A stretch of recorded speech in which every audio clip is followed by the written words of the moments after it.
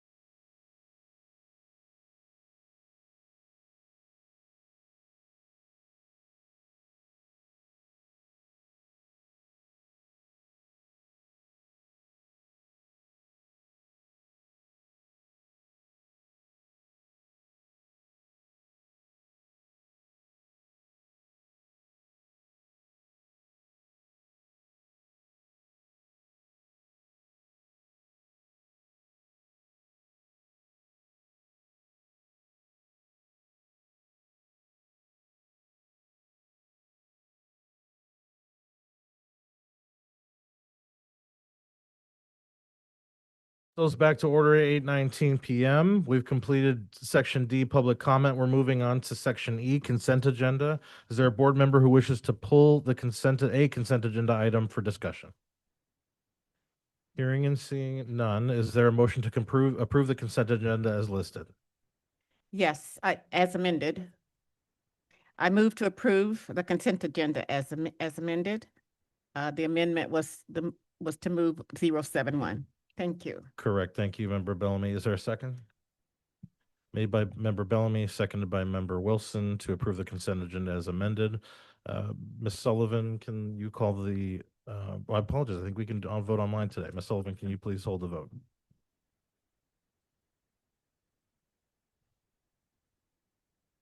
Members may proceed to vote. To approve the consent agenda as amended. Point of information, what was the amendment to the consent agenda? Was to move ASD memorandum number 071, the ACFR, to a future meeting. I know I'm late because I didn't get back in the room enough. I would like to pull 073, the personnel report, for discussion.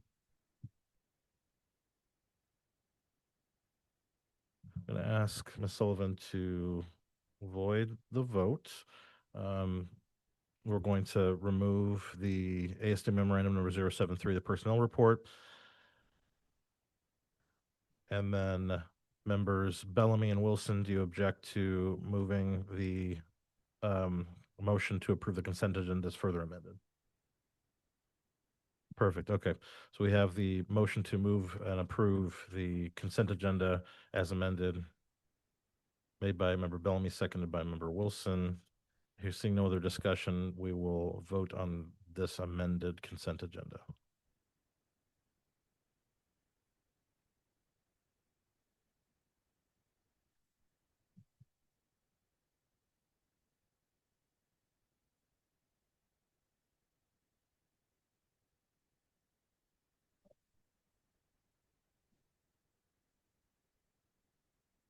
Did you get mine? Oops.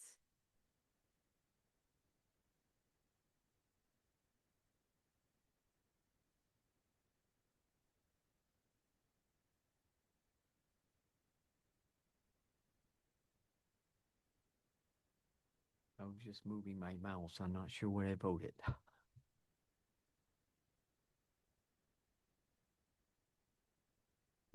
Members may proceed to vote.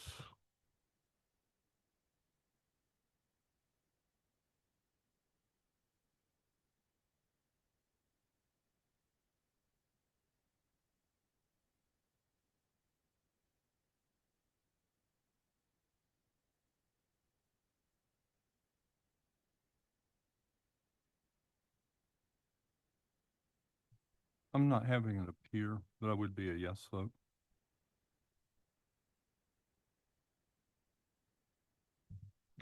The amended consent agenda is adopted by a vote of 7-0. We'll move on to our action items. Our first action item is AST memorandum number 075. Member Bellamy, do you have a motion? I do, Mr. Chair. I move to reallocate 8 unallocated holdback positions to support 8 academy coach positions beginning October 1st to directly support the school board's college, career, and life ready goal and priority action steps. There's a motion to approve AST memorandum number 075. Is there a second? Second. Made by Member Bellamy, seconded by Member Holloman. Is there a discussion? Member Bellamy? Member Lessons? I had a simple procedural question. I know I asked a lot of questions last week. And this is not an indication of a lack of value on any individual who might be attached to this memorandum. But what would happen if the board failed to pass this memo tonight? Sure, through the president, Member Lessons, that's a great question. So if the board chose not to approve this memo tonight, essentially that would mean that the budget transfer wouldn't take place. The good news is that I would have plenty of time to provide a new memorandum to the board. And in fact, if the board did have issues with this budget transfer, I'd prefer the board vote down that memorandum, because then I would have some time to make some administrative adjustments based off of the board feedback, and I'd be able to bring that before the board prior to the last meeting of December. So we'd have time, and that would fund the positions at that future meeting with the adjustments that the board is requesting. Thank let's- you, Mr. Superintendent, Dr. Bryant. I appreciate that response, and I appreciate, I'll just, in the interest of transparency, a solid conversation that I had with Dr. Bryant and President Jacobs yesterday. I'm aware that and appreciate that the administration revised its initial memo 075 to address some technical questions that I asked about at our last meeting. And I wanted to share with the board that I spent a little bit of time over, I don't know, the last few days reflecting on a comment that Member Wilson made after I raised a number of questions, really speaking to the long-term value that our community has placed on CTE in the Anchorage School District. And I really do love board docs because that allows me to do search metadata and pull up old documents prior to my time on the board and prior to my time in Anchorage. And that impetus let me understand at a more granular level how we got here. I didn't know there had been a bond around 2011 to improve CTE access at schools across the district. That was enlightening. I didn't know that from about 2012 to 2017, there was a multi-year plan to improve access in a more integrated way to CTE across the district. It was interesting, but also dismaying to come across a document, and I'll probably share with Ms. Sullivan from the end of the 2013-2014 school year, which showed that in that year we had more than 100 CTE FTE allocated across the school district.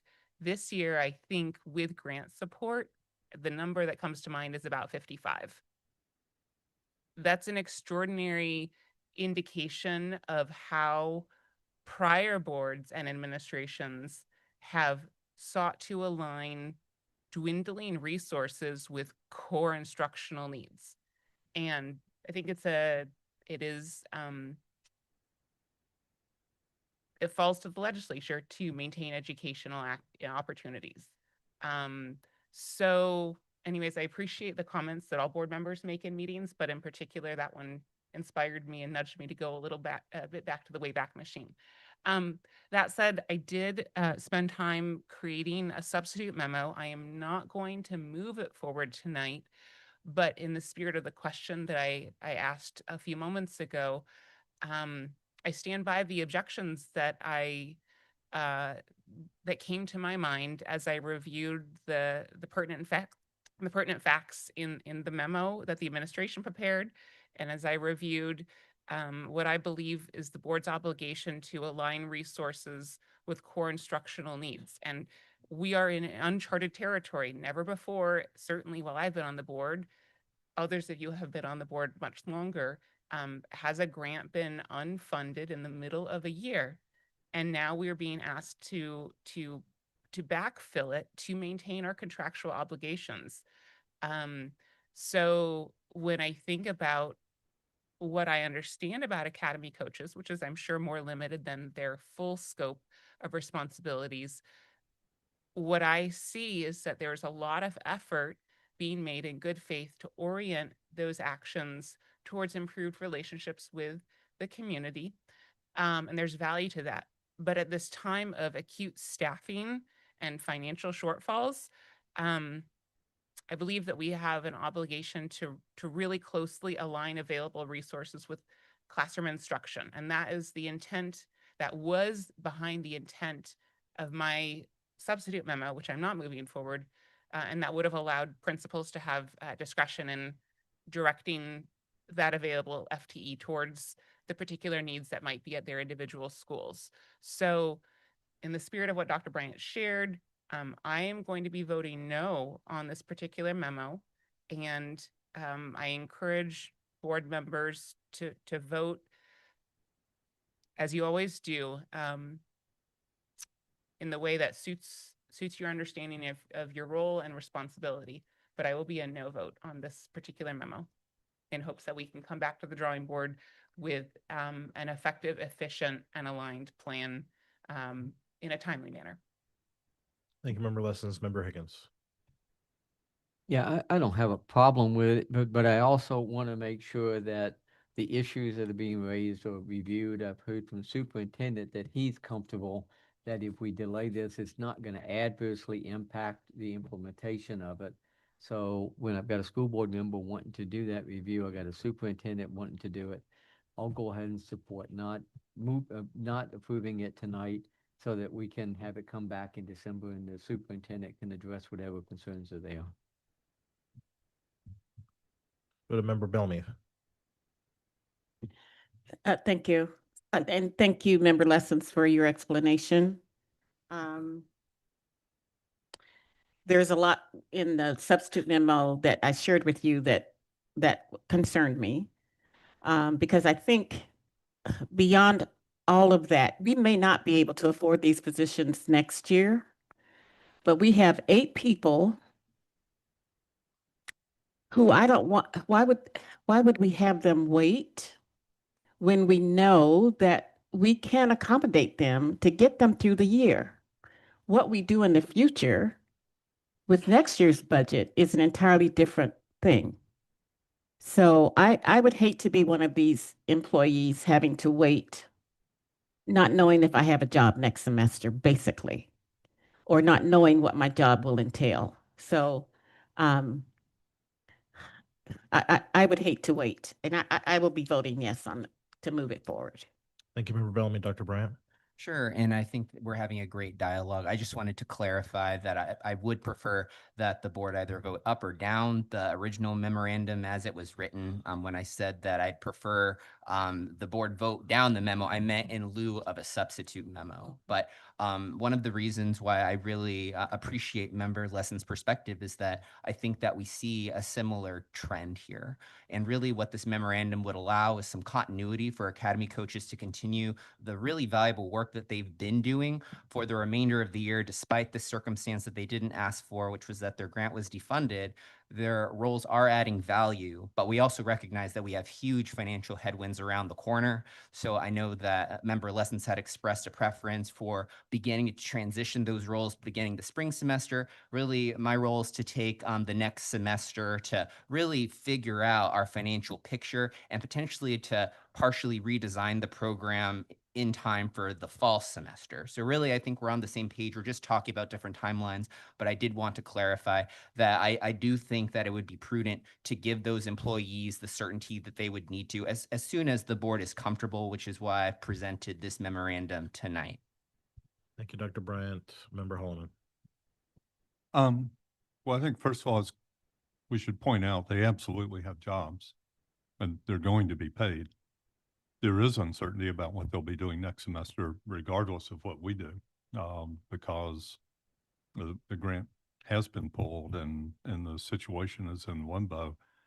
I was ready to support the S version that Member Lessons drew up, but in a discussion with Dr. Bryant, I also have to acknowledge it really would be the board reaching in to try to put our hand on top of his hand on the steering wheel.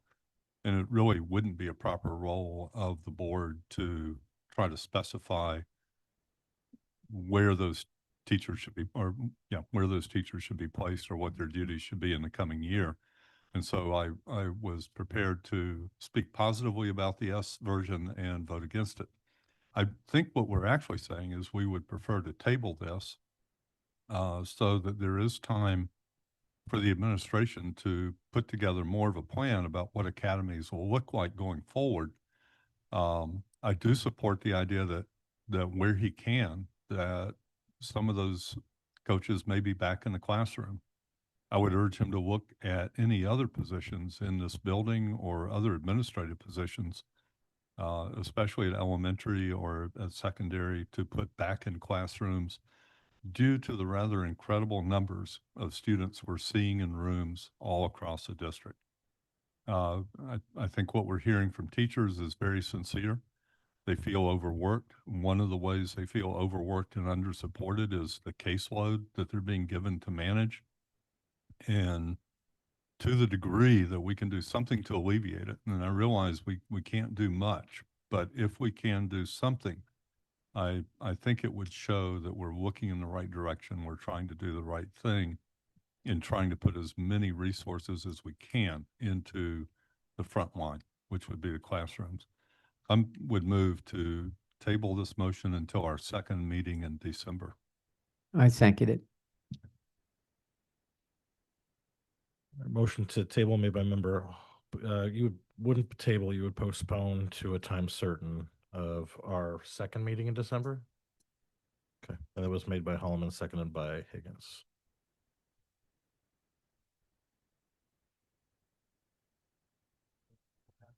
I do. So again, it is possible for us to delay this conversation until the second week in December, because that would give the board enough time to vote whether or not that you approve of the budget transfer.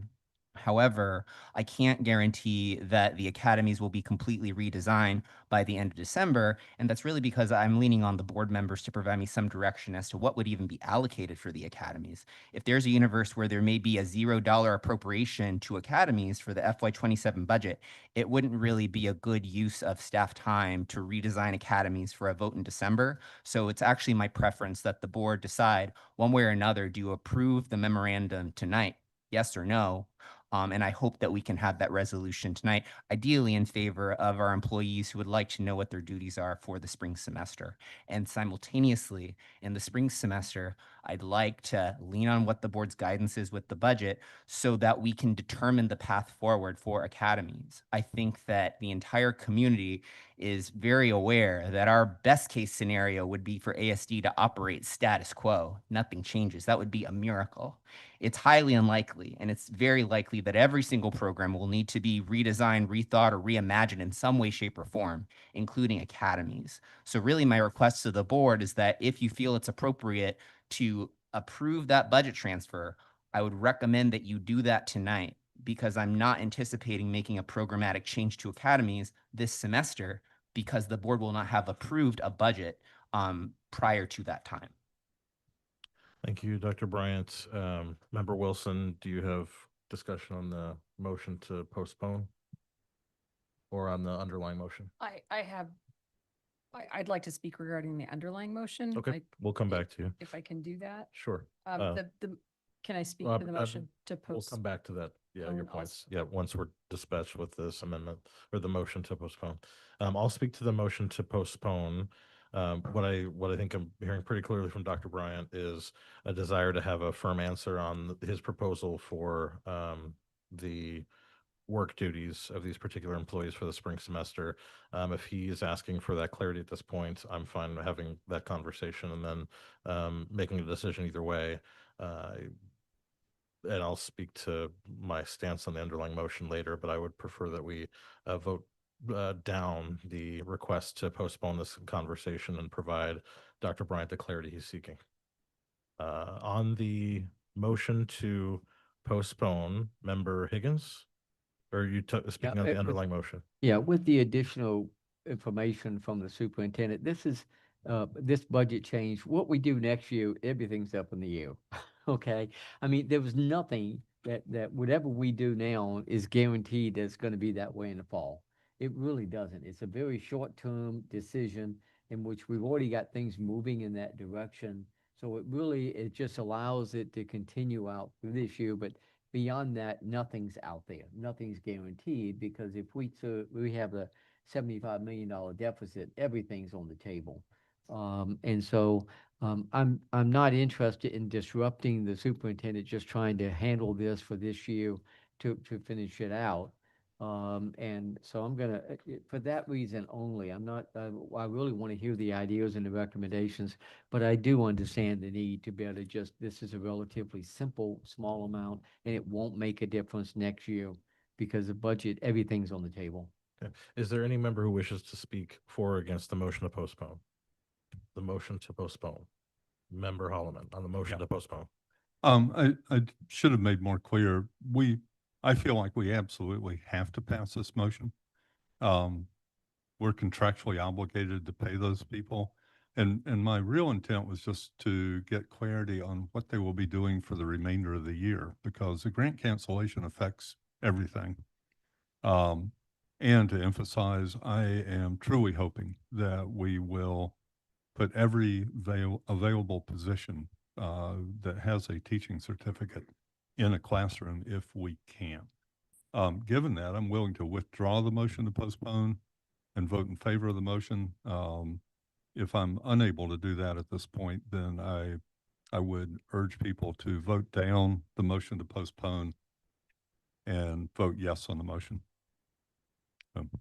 Whichever way the chair wishes. Yep, it's as long as your second agrees, we can withdraw. Okay, so Member Higgins and Member Hallman have withdrawn their motion to postpone. Okay, now on to the underlying motion to approve ASD memorandum number 75. Member Wilson.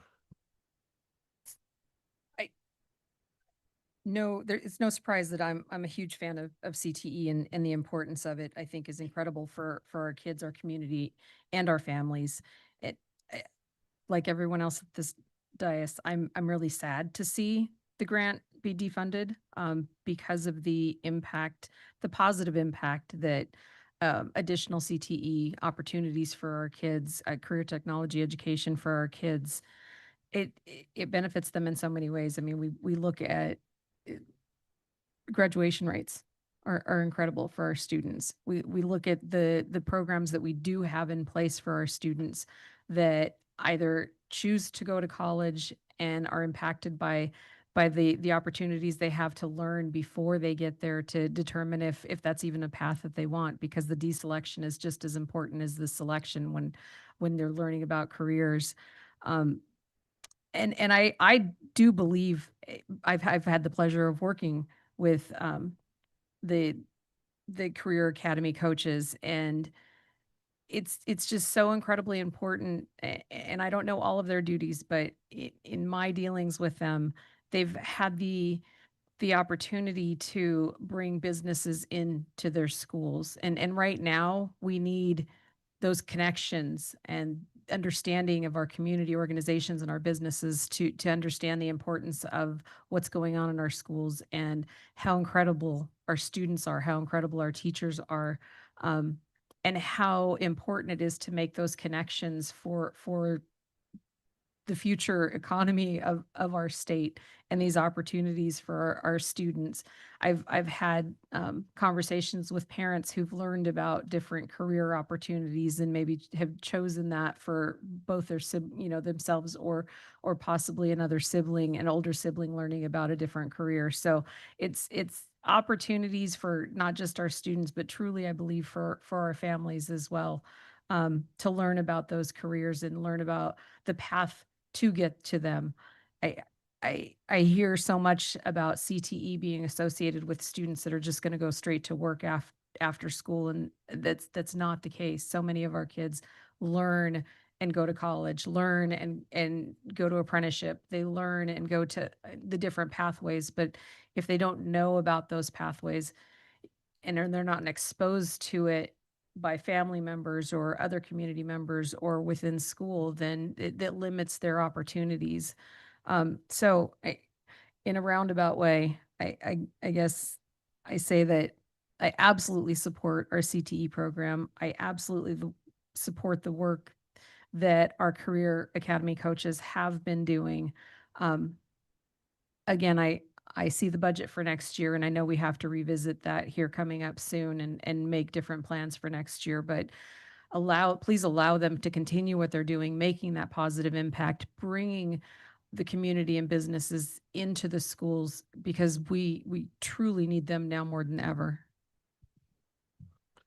Thank you, Member Wilson. I'll jump in the conversation as someone who hasn't spoken yet on the main motion. I think my comments largely align with Member Wilson's. I hear Dr. Bryan indicating that his recommendation, along with his administration, is to not shift the sand underneath the initiative we have and focus we have on CTE, specifically regarding Academies of Anchorage work in the middle of the year. As someone who is responsible for holding the administration accountable for academic outcomes for related to goals that our community established and asked us to hold dear.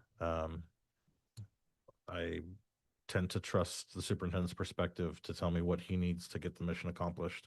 And I don't have the expertise to guarantee that I know better than the recommendation. And so I'm not comfortable doing anything but supporting it, recognizing that this is the plan for the second half of this calendar or academic year. And we're going to have a very different conversation about how we can continue to support a initiative that was primarily grant funded and then had that rug pulled out from us years before we were expecting it to be a potential challenge. And so I will support the memorandum and the administration's recommendation. Member Lessons. I'll defer to Member Donnelly. I've already spoken for the moment. Member Donnelly, your mic wasn't on. Please proceed. I just want to thank Member Wilson for her remarks, and I agree with those remarks. Thank you, Member Donnelly. Member Lessons. Thank you for all of the thoughtful feedback. There are a lot of wonderful things that Academy coaches have definitely done. You know, the enthusiasm of our community, they've tapped into that and harnessed that. But at the end of the day, I don't see, we talk about effect size or efficacy, right? I don't see those efforts as lovely as they are, improving or actually decreasing students' rates of course failure. I don't see them serving in the same way that a smaller class size would allow a classroom teacher to provide more detailed feedback or provide credit recovery opportunities or provide high dose tutoring or any number of things that, you know, an educator could do in a school system. These are really talented educators. Dr. Bryant has said as much. So again, I'm thinking about our policy asserting that the board's role is to align our resources with our board goals. If the board goal in this case, we're not talking about third grade reading, we're not talking about eighth grade math, we're talking about graduation rates. We need to align our available dollars, in this case, it's just over $1 million this year, with the actions that are effective.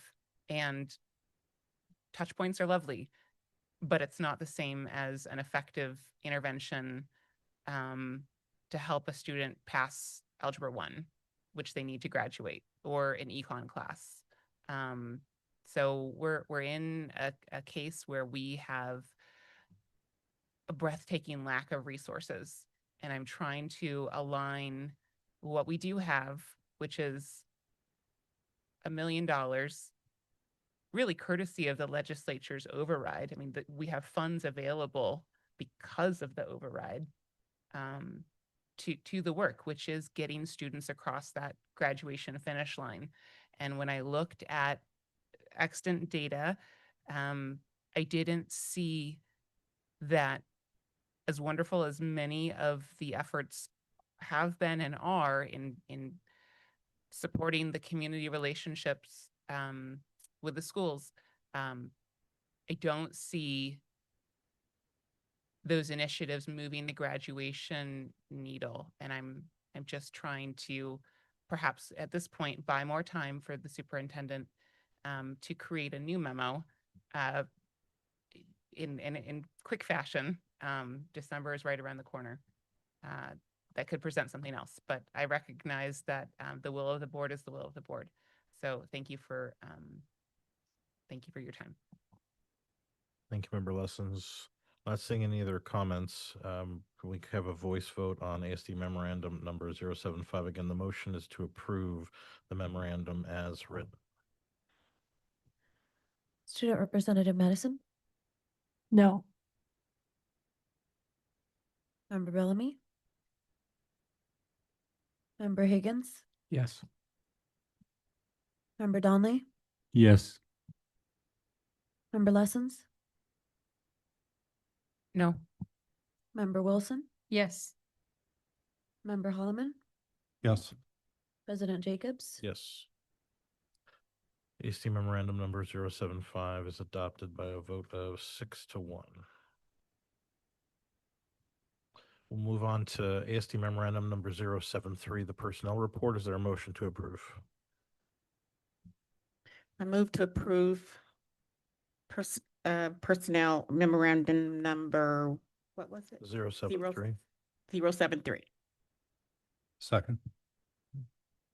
The recommendation is that the school Personnel. board approve the attached personnel report. Was made by Bellamy, seconded by Holloman. Member Holloman, you pulled this from the consent agenda. Any questions? Yeah, I've long perused the personnel report for a couple of decades now. But I was caught on this one by 5 resignations in October and December, and from employees over a pretty broad range of experience with the district. And I think this is really unusual. In my experience, we do have educators that leave during the year occasionally. But my recollection is it's more like 1 or 2 or 3 in a whole year. I can't recall ever seeing 5 in 1 month. And I was just wondering if administration had exit interviews or has any feeling about why this happened, why there were so many so close together. Other than that, of course, we just approved the report. So I'm not advocating we not pass it, but I did want to ask that question. Through the president, Mr. Lang, do you have any insight on trends? Not to call it specific employees, obviously. Sure, to respond to Member Holloman. First, you got my attention. I haven't seen in my tenure anybody pull the personnel report, so I was curious what your question was going to be for sure. I can say each of those situations is a different story. Sometimes we have folks who just need a partial service credit in order to meet the number of retirement years that they need, and so sometimes they'll work just in one case this year it was 9 days into the school year, and then we allowed them to retire, but they needed those 9 days. In other cases, we have people who sometimes relocate and just realize that they made a decision that wasn't the right one for them. I haven't seen any particular trend or pattern this year that feels different than the 3 years that I've been in this position. Typically, if somebody is going to leave mid-year, it happens kind of mid-first semester. We tend to have fewer in second semester. So it doesn't stand out as highly unusual to me, but it's a number that certainly I think we need to continue to watch and ask questions around. Member Holloman, any other questions? Okay.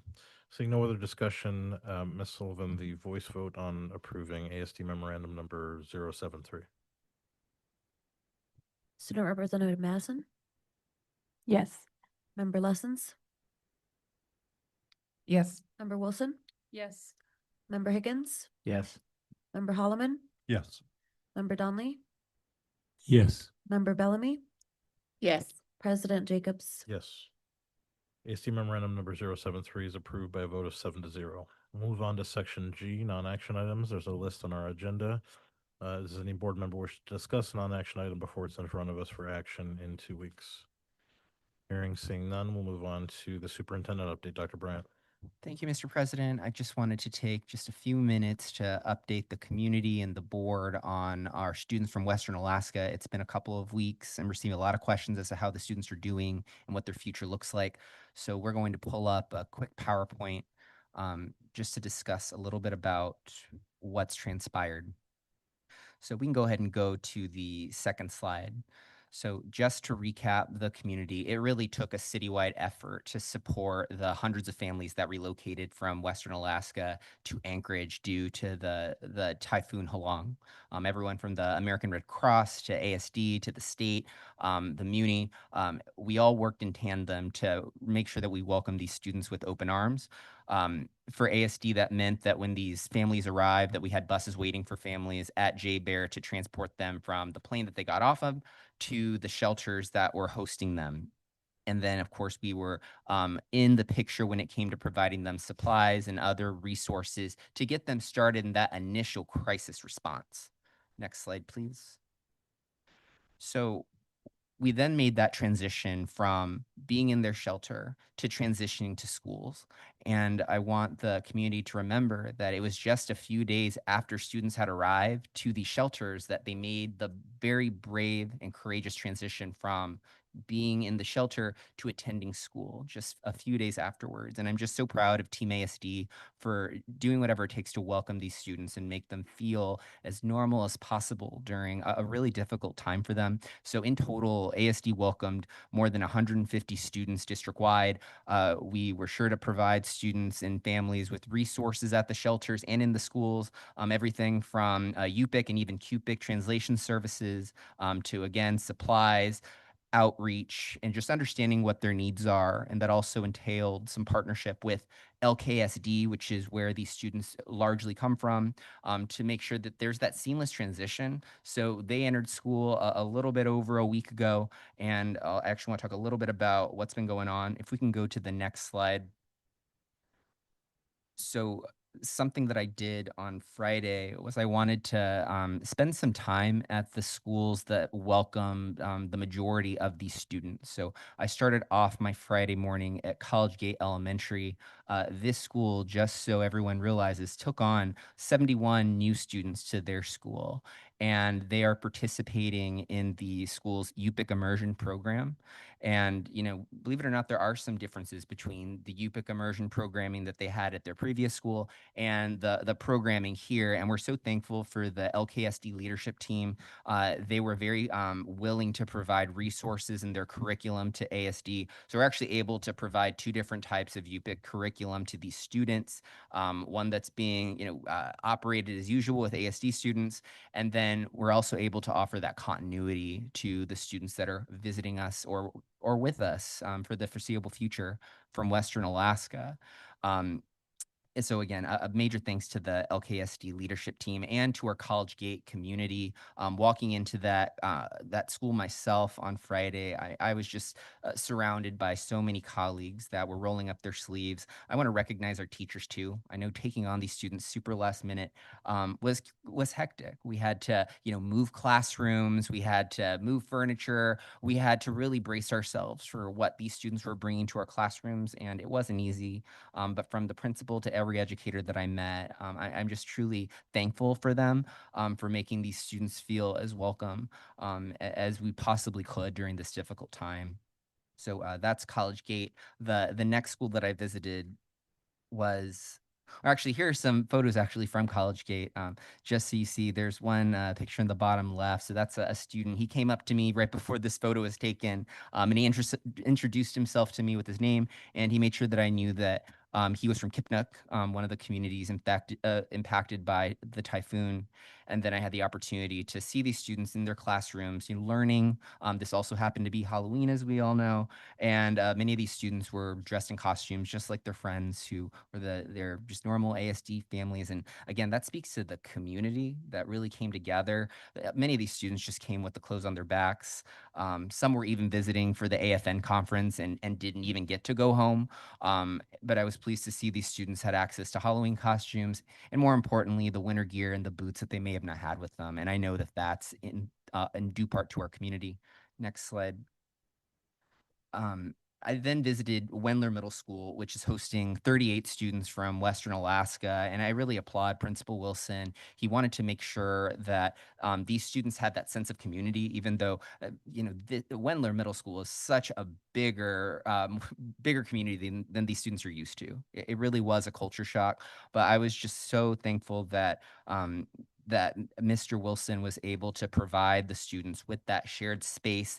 These students are even taking a shared advisory period where they're learning about all sorts of different things, but it's also helping them maintain that sense of community and just learning the ins and outs of what it takes to be successful at a place like Wendler. And, I'm so thankful to the staff that you can see in the photos here. They were guiding the students through some pumpkin carving to really make them, remember the Halloween spirit. I had the opportunity to talk with the students in this room, and they're just kids, and they miss their PlayStation, they miss their home, they miss all the normal things that they had back home. And slowly but surely, we're starting to build that sense of connection for them here. I know that they'd much prefer to be in their villages, but until we're able to reopen those villages stronger than ever, I'm so glad that they can have some support here in Anchorage while they are here. So just a major kudos to the entire Wendler staff. Again, really making ASD proud and really making a positive difference in these students' lives.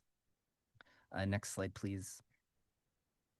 And then I went off to Betty Davis East Anchorage High School, which is hosting 37 high school students. And again, Betty Davis is a large high school. One of the students told me that there's more students in the Betty Davis building than was in their entire village. So you can imagine just how frightening that could be for these students. And Mr. Brown was the first to make sure that he had some trustworthy senior students really be the guide for these students so they can navigate all the resources that are there for them. Very caring assistant principals, teachers, other staff. Many people may not know this, but there's what we call the EWE program at Betty Davis. It's an Indigenous education program, and it really serves as a nice hub for these students during lunch. That's where they like to go. So, about some of those 37 students, they like clustering together. Because I recognize that these students are going to be here for a while, I was curious to know, what's the integration looking like? What are they interested in? And I was pleased to know that these students are ready to start participating in activities, not just with their community, but they're ready to make some friends with other students too. So I met some girls that were interested in joining volleyball practice, and Mr. Brown is working really hard to make sure that they get the basketball shoes that they would need for sports and all the equipment and tools they need to be successful in the various activities at Betty Davis, and making sure they have access to the resources. A lot of people are worried, will these students have access to the free reduced price lunch if they are qualified, the various services, and we're connecting them with that. And I just really saw a lot of positive connections and partnership at Betty Davis, and I'm just very thankful to that team as well. Older students bring different challenges than the younger peers, but the common denominator is that these kids are yearning normalcy, and they're yearning welcoming, caring adults. And I think they were pleasantly surprised, and I want to make sure that we follow through, because again, these kids are strong. They were showing up to school just a few days after the storm, but that doesn't mean that they don't feel fear and they don't yearn things that they miss. I mean, they're navigating trauma alongside their families, and that's not lost on me, and it's not lost on the teams at the schools. And then just two more slides. I did make my way to the Alaska Native Cultural Charter School. This is a really interesting example of just organic connections. Most families were clustered at the three schools that I just discussed.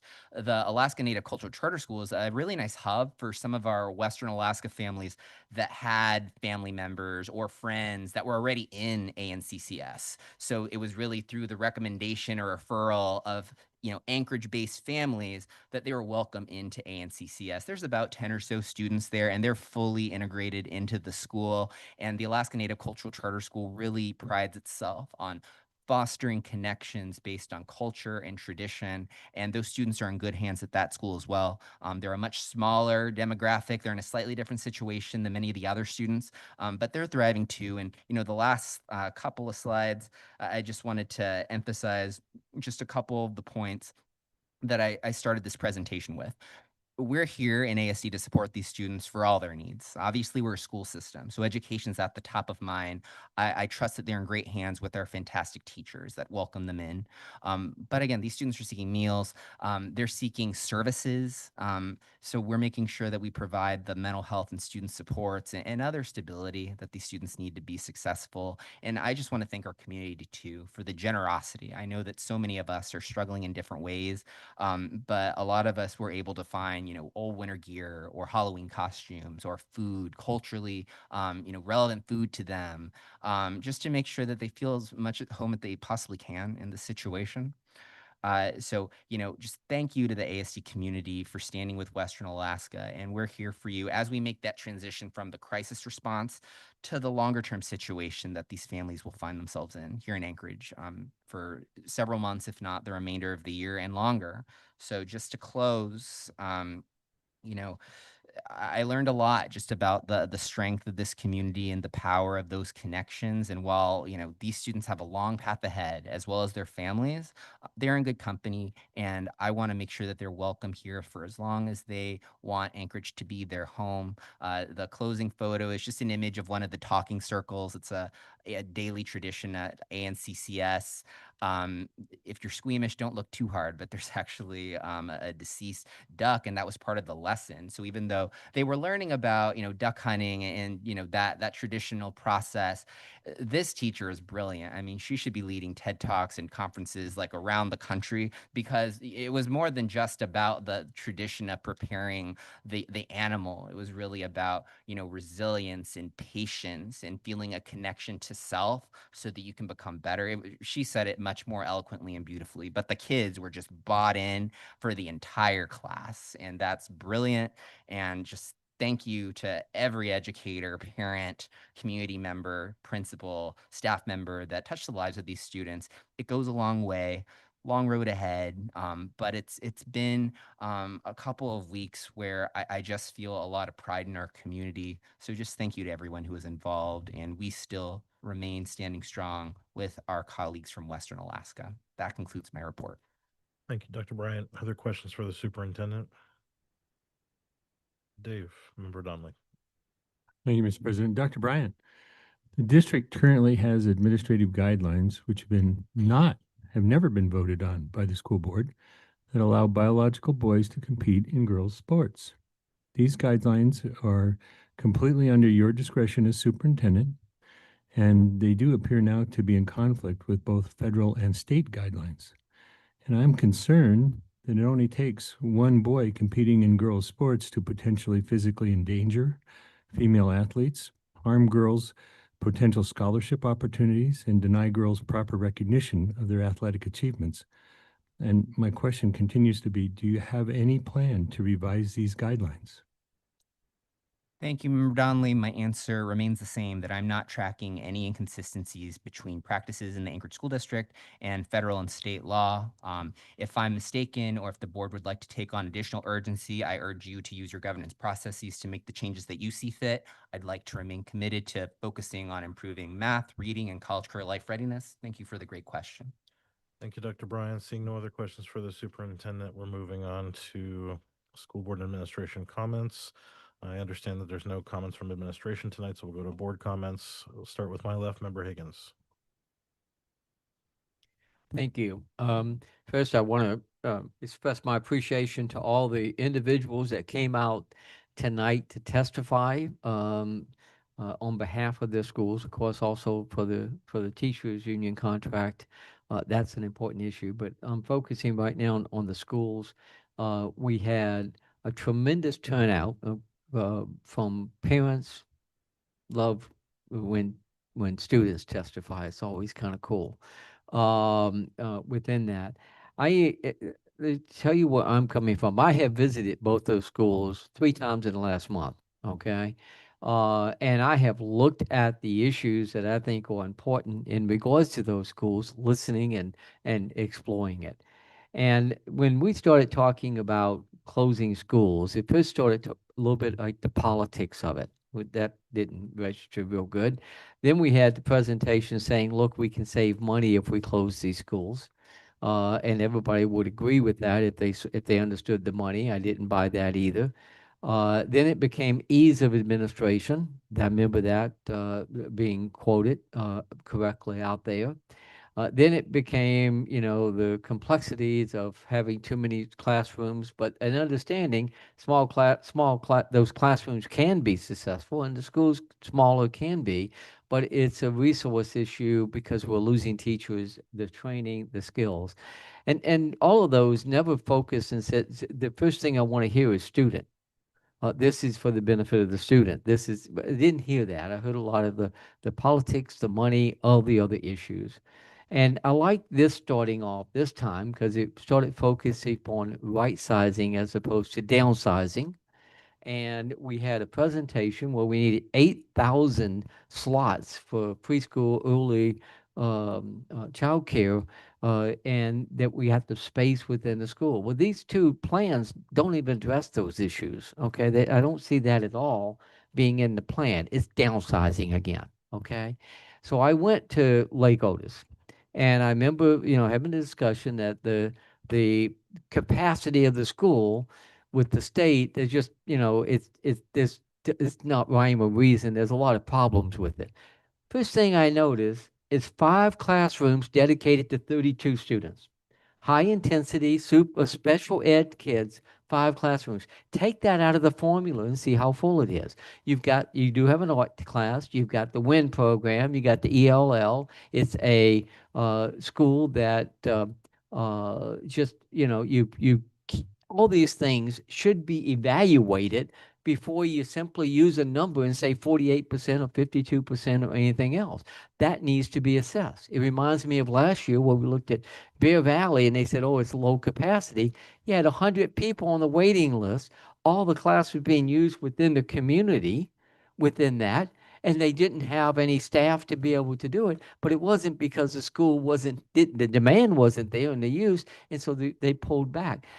These things need to be looked at carefully in regards to selecting these, and I don't see that happening, and that's more than frustrating at this particular point in time. Lake Otis is a Title I school. You look at it, and I will through there, and there's a couple of classrooms clearly you can do, and I see where you could do 4. But we need that capacity, and we talked about right sizing with the preschool and the early education. I went to Thread. It's a group that did the presentation last week with about 200 education business individuals all there. They had people coming in from lower 48, tremendous presentation on childcare issues in this country and how devastating it is. And I enjoyed that. By the way, I paid for that myself, just to let you know. No ASD money. But I went to that, and what you're hearing is how critical it is for staffing. We need 25% of that to go to, for ASD so that we can do that. I'm talking to professionals telling me it took them a year to get somebody, but we need that for that. We need it for the emergency response. We need it for the general public. We need it for our economy because we got so many people not able to work because of lack of childcare. It's a critical issue. And putting it within the school, talking to the professionals in the lower 48, they gave a strong assessment of the benefits and how it can play out. But I don't see that being rolled out here. But what I do see is a school that would be very disruptive to a Title I school. And when I look at the capacity, I question how come they say it's as low as it is. 5 classrooms for 32 kids. Take out that percentage and then start doing it. Every school is different, and their numbers are going up right now for different reasons, and they got a lot of construction going on and other things going on. But it's so I don't see the benefit for the students. I don't see it that way, and I don't see where we're not right sizing. We're not providing that support for the community. So it doesn't make sense. I go to Fire Lake, got the same issues out there with the SLC program, with other things going on. Both the schools, I can see where you can consolidate a few classrooms because they're more generous and they could put them together. But understand, you got a K1 combination with 27 kids. So it's not like it's a few kids in a classroom, but you could take 4 classrooms and provide that at both schools for the ideal right sizing. If we're going to make a difference, they don't have it out there in Eagle River like they need it. I'm talking to people in the school, they don't have it, the staff. So you have problems, but we can right size without downsizing. And I only say this focus is downsize. I want to encourage every school board member, if you want to consider closing a school, at least do them the favor of going and visit that school before you make that decision, to see for yourself how it's being utilized, see what you're going to do if you downsize it and you disrupt it, because it's going to make a difference, and we owe it to the kids to know what we're doing. I've said it before and I'll say it again, NSBA, National School Board Association, my job, I'm the voice of the public. That includes students, it includes parents, it includes staff, and in general public. We provide direction to the administration, we hold them accountable. That's the responsibility of every school board member in the country with them, and I agree with that. In this particular case, I am listening to a lot of bosses tell me what they want. But I'm not, but my focus is still going to be not on that. It's going to be focused on the kids. That's my primary. And at this particular point in time, I don't see where this is benefiting the kids. And I look at that for the Title I. I look at the connection when you got parents involved in the schools and you see the impact it has on academics. The studies are big out there. And as I said before, smaller schools can do great results, but it's difficult. I know that's part of this. We're doing this is a challenge right now. We don't have the funding. We've got all the deficits, and we're doing that. But I don't want to do long-term damage to our school system. It's big to those communities. This is a big deal. This is really big and disruptive. I'm not going to support these school closures. But and I understand there are always pros and cons to everything, but I would urge anyone who's thinking that this is a good idea to at least give them the honor of going out there and visit. They do a great job. They'll show you the school, but in this particular case, the how short these schools are, how much they're under, is misleading. Everything has mitigating circumstances, and in this particular case, like I said, 5 classrooms with 32 kids, take that out of the equation. Look at the ELL classroom, look at the WIN program, look at the other special ed programs. You have an art classroom too, but you could take 4 classrooms and at Fire League, put it by the bus thing, and you could put that with the child care.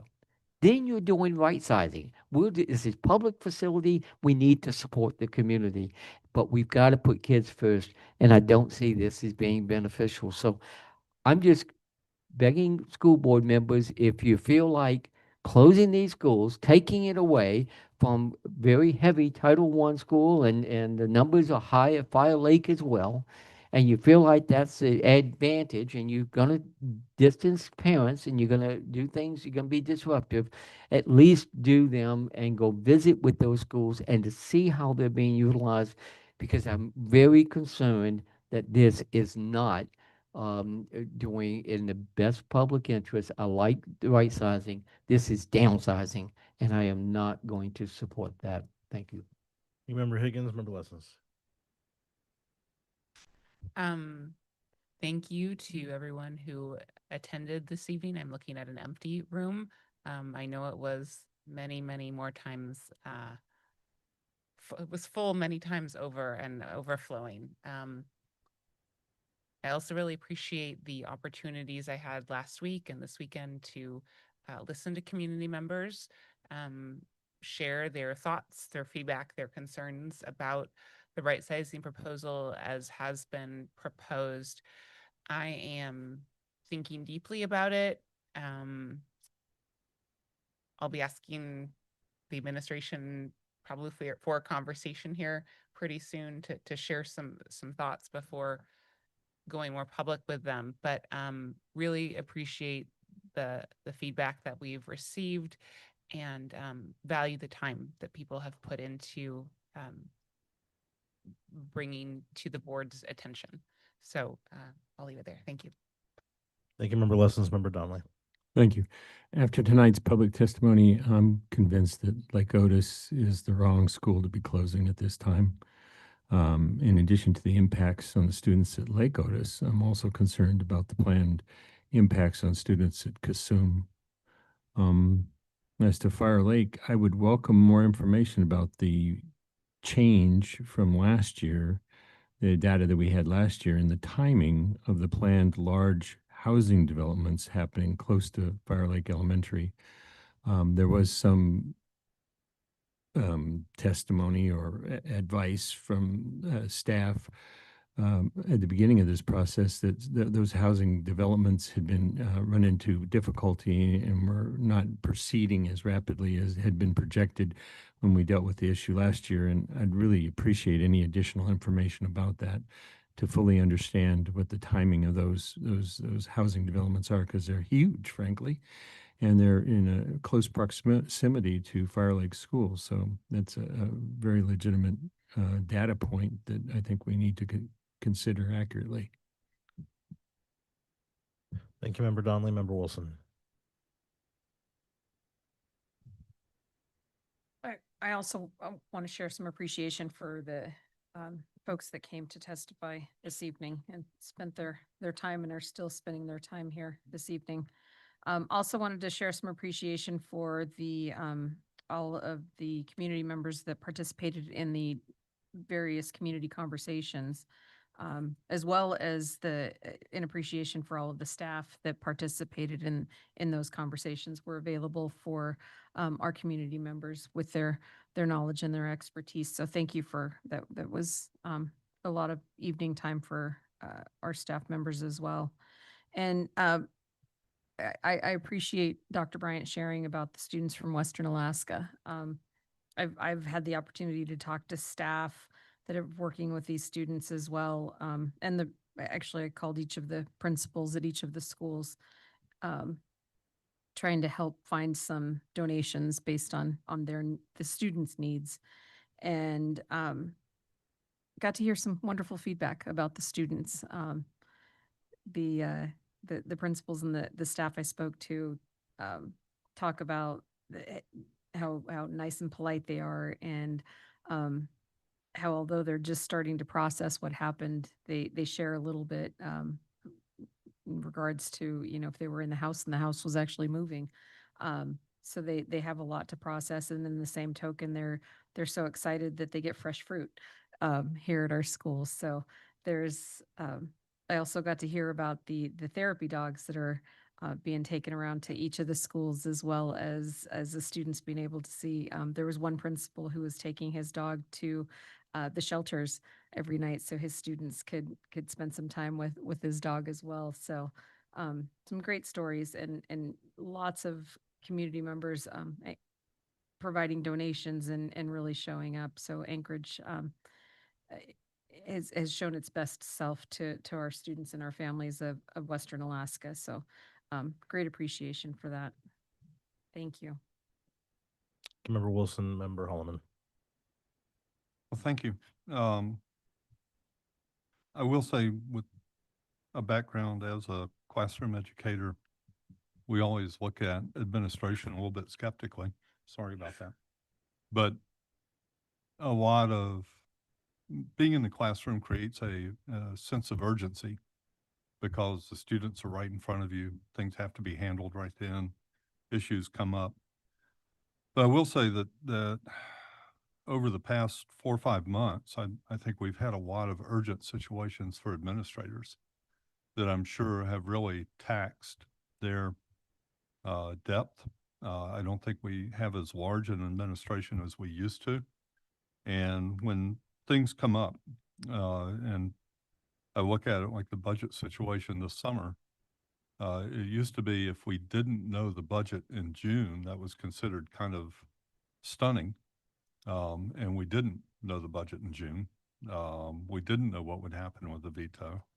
We had federal funds that looked like they were going away and came back, and now you've got federal funds that are going away and you're pretty sure they won't come back. So just the budget situation has been kind of consuming. I do want to say that the typhoon response made me very proud to be part of ASD. And certainly it's individuals putting in time, but also you could recognize that there was a lot of coordination behind it. And I have some friends, particularly in Rotary, that have really given up a lot of time to try to work directly with individuals, but also recognize that ASD has school buses that aren't in use 24 hours a day. We have nurses. We have things that large numbers of people in dire circumstances that, that we can do really meaningful things for them. And I saw that happen. I have no idea how much time everyone down the line here had to spend to help make that happen as smoothly as it happened, but I'm sure it was quite a bit. And I do hope people recognize that. The whole right sizing effort, right, wrong, or otherwise, it's been consumptive. And when we've had the community conversations, we've had a lot of staff on hand so that people could talk to someone. And I think every part of ASD was represented there because people from the community come up with their own unique concerns and questions, and we saw a lot of interaction. That's been consuming. I hope, and we've still got the budget to go, and that's going to be a lot of work. But as we finish up the fall, it's kind of hard to believe we're just 3 months into this. But as we turn towards November, December, and the beginning of the semester in January, that we can kind of put that same intensity into trying to think of creative ways to support our classroom teachers, because we've got a contract negotiation that has drug on. We know that we've got real limits on the resources in terms of what we can put into it as money. I think we have to look at other ways to try to take the load off or show support. I'm the most critical thing I think in trying to retain the people we've got is taking steps that help them be successful. I think most teachers have had days where they're not successful in the classroom. And for lack of a better term, those days really suck. When things aren't going well, it's just not a fun job at all. It's incredibly draining. When it does go well, it's marvelous. But it takes a lot of things happening. And of course, a lot comes together every day that I think people look past. The buses run, food gets served, kids get hurt and they get taken care of, and kids get engaged in sports, they get engaged in electives and different things that draw them into our schools, make them want to be there. In relation to right sizing, I did go to Fire Lake, I did go to Lake Otis, and that's what I saw was intense effort focused on kids to help them have a good day, to help them not melt down, to help them get their own emotions under control, and sometimes like really focus on a lesson and learn words and learn math. But I really think that we've hit this point. I think we saw it in the spring when we thought we were looking at a 20% cut from the governor's budget. When the administration tried to put together schedules, it just began to break. And my understanding at secondary level, when they were trying to put together academy schedules, things began to break. They could not come up with a working schedule for what they were being asked to do with the personnel they have. And so in some ways we backed off of that, but in other ways, all those kids are still there. They all need teachers. And I have to admit, I don't have a good solution myself, but I am hoping that administrators in this building can really put their minds to focusing on how we can support our frontline effort for the remainder of the year. It's no substitute for reasonable pay and reasonable benefits, but it's an essential element. And until we can change things in the legislature, I don't know what else we can do, because we really do have limited resources on it. But I do want to say what's happened so far, I think, shows a lot of good faith. I think we're trying to talk to the public, and we are listening to the public. I do think the typhoon represented a shining moment for Anchorage, the larger Anchorage, and the Anchorage School District in particular. Really appreciate everything that everybody did to help make that happen. And that's really all I have for tonight. But hopefully the weather won't be severe. There won't be any major disruptions, and we can really focus on our schools, which means focusing on our kids. Thank you. Thank you, Member Holloman. Member Bellamy. Thank you, Mr. Chair. Next time, can I go first? Anyway, I do want to thank everyone who took part in the community conversations. As difficult as they were, people were sincere.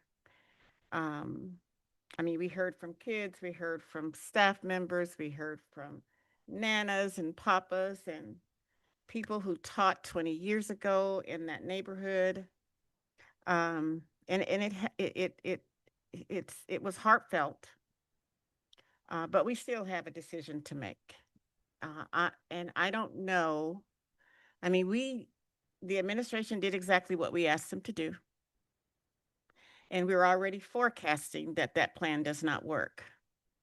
That's fine.